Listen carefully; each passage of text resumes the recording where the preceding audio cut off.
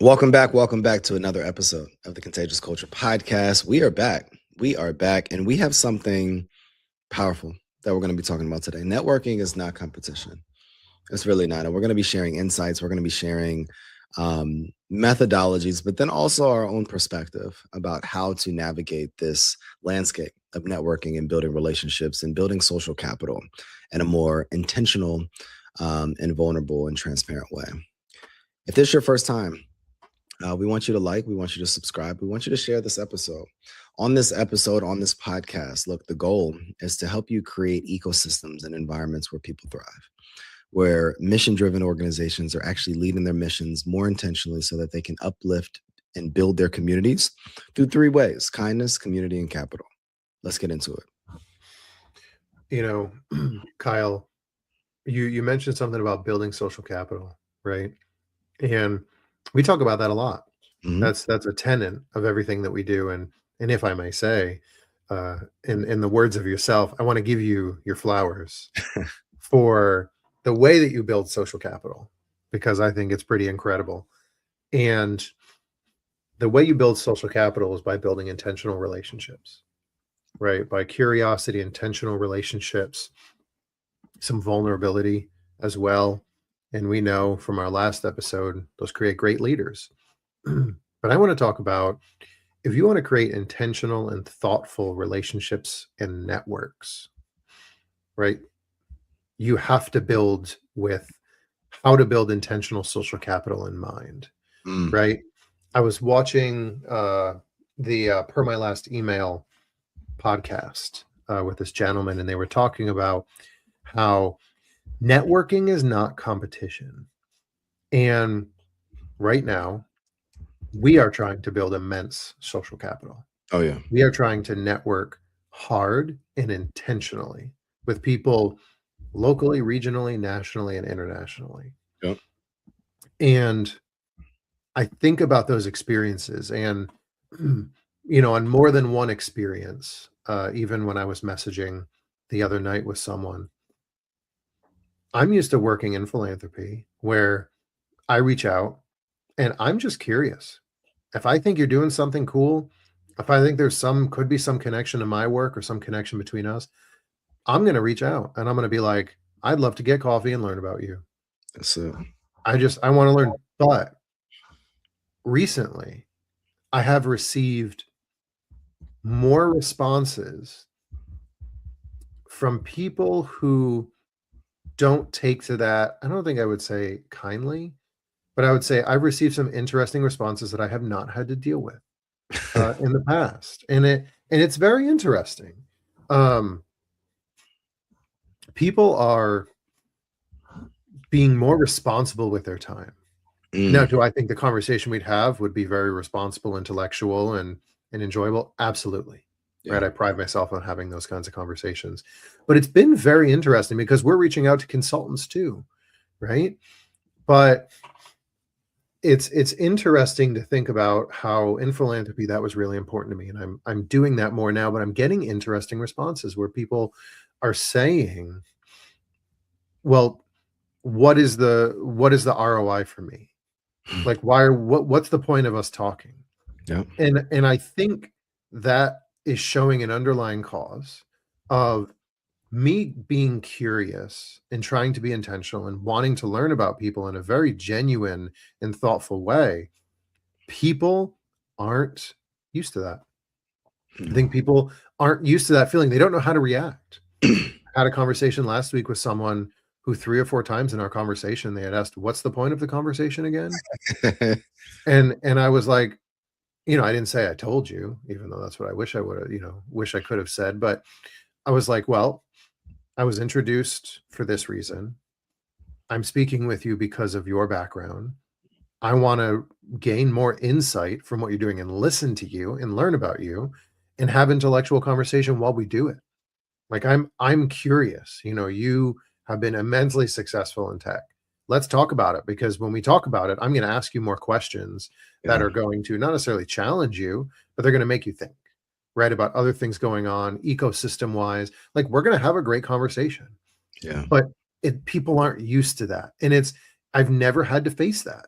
until recently. And I'm curious, with how well you build social capital and the people you get in front of, how are you spurring these conversations? What are you asking?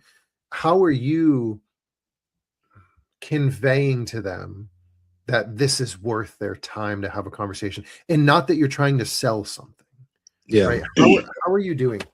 It's interesting that you even asked that, because I think I've always found myself in the right rooms. And Mm, years ago, I heard from a colleague of mine, friend of mine, um, David Shands. He runs the Social Proof Podcast Network, as well as he's a super successful entrepreneur. He said that a lot of times we're meeting people and we're not taking action with these people. And we just have all of these relationships, but with no action actually happening.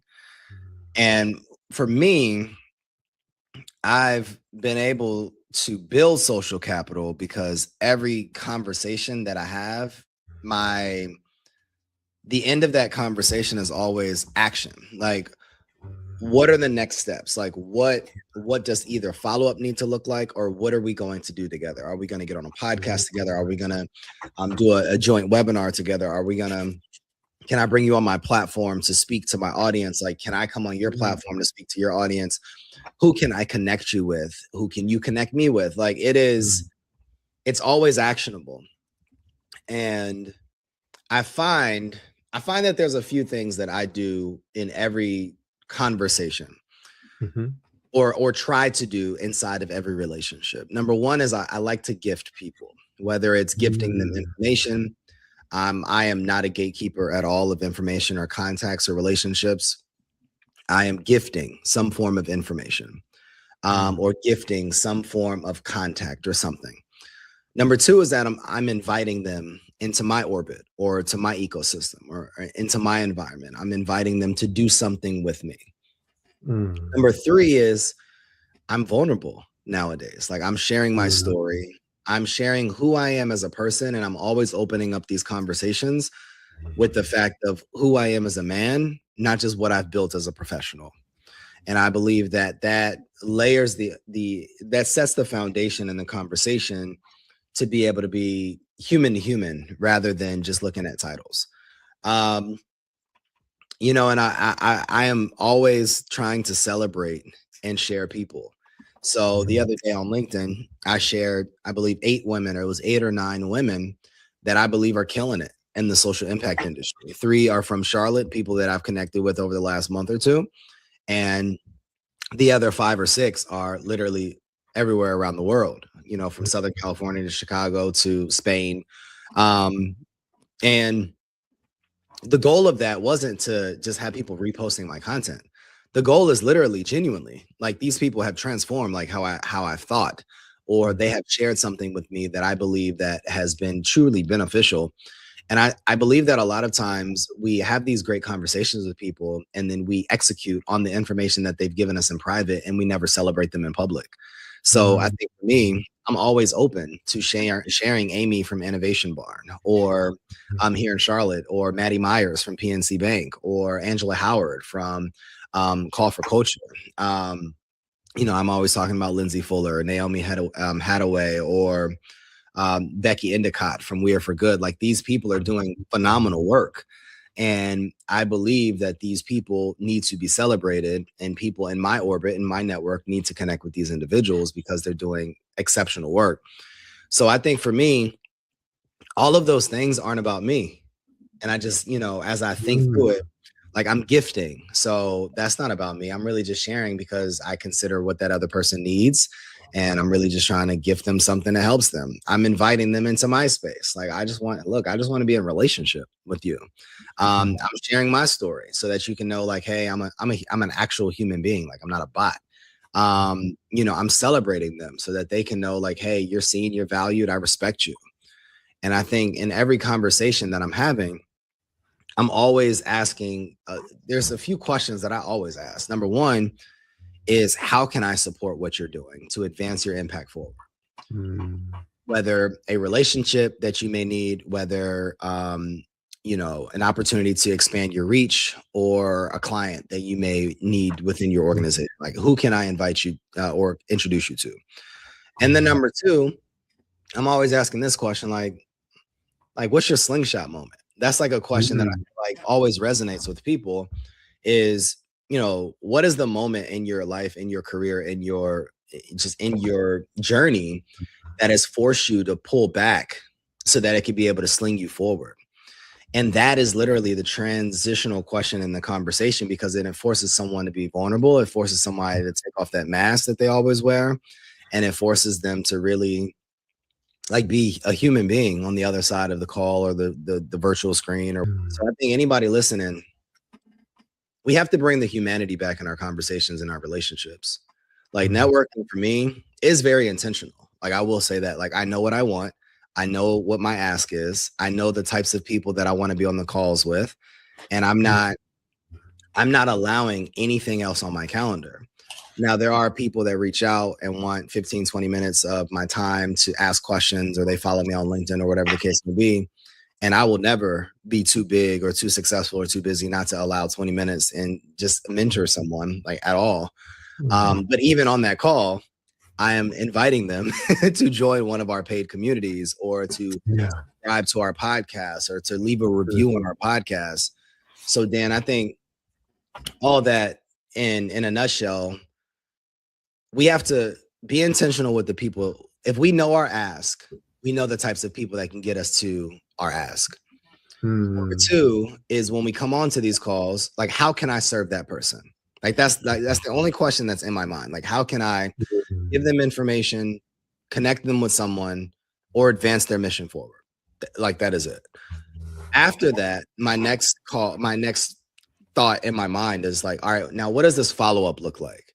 Like, there has to be professional boundaries in place, especially when we are dealing with people of the opposite sex. Like, I'm just going to be real with you.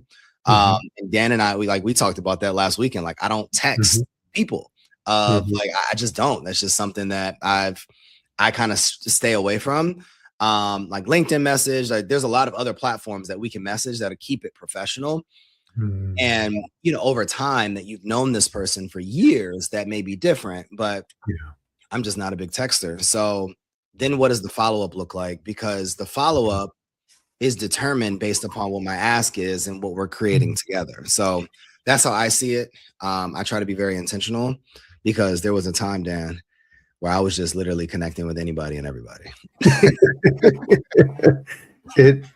Kyle, what I'm hearing you say is, how do you build social capital and provide ROI without being salesy?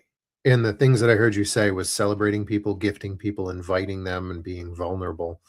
And I think a lot of what you said really ties into that. Networking is not competition, right? We both know, and we use the phrase a lot, that rising tide, right? We're always looking at, how can we invite people in? How can we work together? How can we promote them? We talked about that with Amy at the Innovation Barn, since we're going to be doing something special with them as well. And it was, okay, we really want to go here. How can we help you? What can we do to promote Envision Charlotte in the Innovation Barn, in the work that we want to do? And I think there's a lot of people, and it's that self-preservation mindset, that there isn't enough to go around. And when I say there isn't enough, that's a general phrase that fits everything. But networking is not competition, but you can certainly set yourself apart in how you do it properly and how you do it effectively. And I think what you have just shared really talks about how you can do it effectively and how it doesn't become competition, because anyone could look at what we do, right, and say that we are in competition with consultants or with coaches, right? And we may work with the same people. But I also think everyone has a capacity, right? And I always look to my wife's work, always, as the example. She's a therapist, and they have referral networks. And everyone who knows someone who is in the same niche as her, she has a list of 3 to 5 referral partners. Someone may come in and be like, hey, you know, my wife says this, I'm not really sure if this person like fits me and what my strength is in this area. Let me give them referral names, or let me reach out to two of my referral partners and see if they have space, if they have space for a client. Mhm. And let me connect them. Let me send business over to them, Yeah. right? And I think about that and I'm like, they're not big conglomerates, right? Therapists, a lot of them are individual businesses and that money's important to them. But they're looking at the client and saying, how can I best serve them? Is that Exactly. me or should that be someone else? And that's not competition. And I look at when we're building networks with potential partners, we're trying to build networks and show, okay, this is what we do, right? The Growth Alliance, we are a nonprofit accelerator. We're Mhm. not a coaching piece. We're not this and that. Do we activate in those areas? Absolutely. But what we do is essentially proprietary information that Yeah. we're working with on people that works, right? There may be someone that's like, I want to do this for this amount of time. But some of these other groups, they may not, they may just, it changes up every time they have a coaching call, or they Yeah. may do one experience with, or 1 to 3 experiences with an institutional advancement shop at a university, right? They may be doing that, but that's not us, right? Mm. We are creating and helping people create systems and processes in their work and everything that they're doing. And that's what's exciting, but that's the differentiator. And maybe that comes a little bit deeper, Kyle, to the fact of there are a lot of people out there in the same space, but they don't niche down, or maybe they don't know exactly what their value proposition is. So they look at everything as theirs. And that creates the competition, because if you do everything and someone does something that you do, then you look at them as competition versus saying, well, this is specifically what I do. This is what I can help people with. This person comes in here or this group comes in here and they ask to work with me, but that's not really what I do. Who can I send them to so that if the same situation happens for that referral partner, they'll send it to me? One of the things that I love that Lindsay Fuller says from the teaching was, let's get in some good trouble. Mm, And I think about that statement, and I like to always think about, like, even on the Contagious Culture podcast, or even just with the Contagious Culture conference, like, let's go spread contagious culture together, right? mhm. I looked up as you were talking, like, how many people are in the world, because I don't really ever be knowing, like, these fun facts that everybody knows. There's 8.3 billion people as of early 2026. And when I hear that number, that's literally insane. That's a lot of people. There is never going to be a time where you're going to interact with 8.3 billion people. You're never going to have 8.3 billion followers. You're never going to have 8.3 billion customers. You're never going to be able to have 8.3 billion people at your event, like, ever, like, in your life. And I believe that there is enough people in the world Mhm. to connect, to collaborate, to invite, to build, and to transform with. And in my opinion, I would be remiss. I really feel like you only need 5 to 10 people. You need 5 to 10 quality relationships.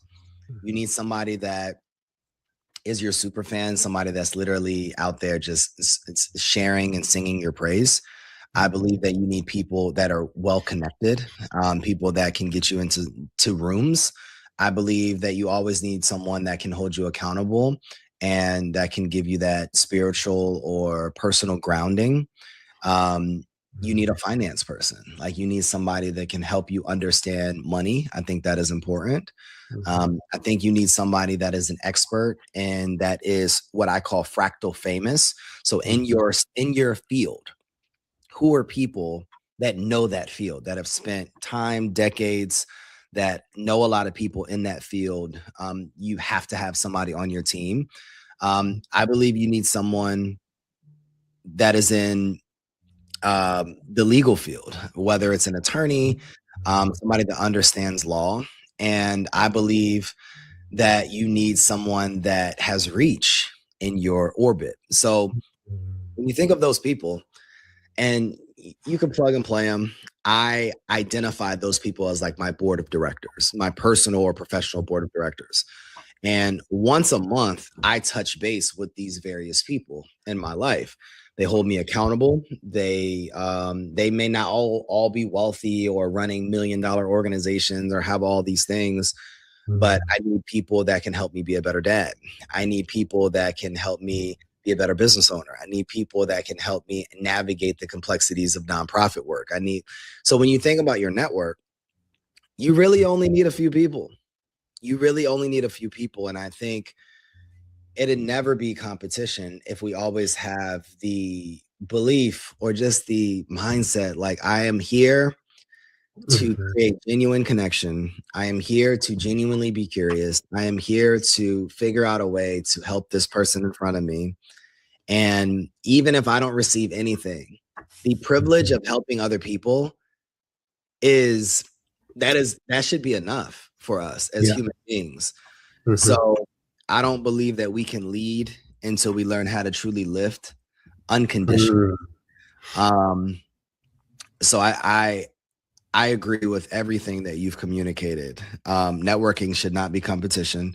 We have to build intentional relationships. We have to be intentional with who those relationships are. But what I will say, Dan, is that in my own life, and I'm sure in your life, there's been people that I did not think was my direct contact that I sowed and served and lifted that then was able to get me to my actual person.